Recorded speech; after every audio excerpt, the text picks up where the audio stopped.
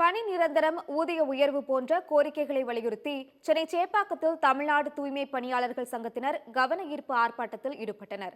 சேப்பாக்கம் சிவானந்தா சாலையில் நடைபெற்ற இந்த ஆர்ப்பாட்டத்தில் ஏராளமான தூய்மை பணியாளர்கள் கலந்து கொண்டனர். இது தொடர்பாக தூய்மை பணியாளர்கள் நலசங்க மாநில தலைவர் சக்திவேல் செய்தியாளர்களை சந்தித்தார்.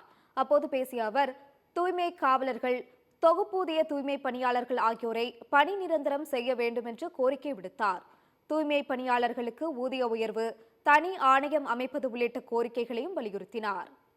தமிழ்நாடு தூய்மை பணியாளர் நலச்சங்கத்தின் சார்பாக இன்றைக்கு தமிழக அளவில் தூய்மை பணியாளர்கள், தூய்மை காவலருடைய கோரிக்கைகளை வலியுறுத்தி இன்றைக்கி சென்னையில் ஒரு மிகப்பெரிய ஒரு ஆர்ப்பாட்டம், கவன ஈர்ப்பு ஆர்ப்பாட்டம் நடைபெற்று கொண்டிருக்கின்றது.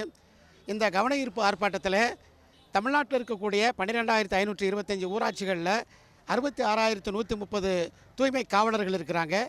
அந்த 66,130 காவலர்களை அதாவது நிரந்தரப்படுத்தணும்னு கேட்குறோம்.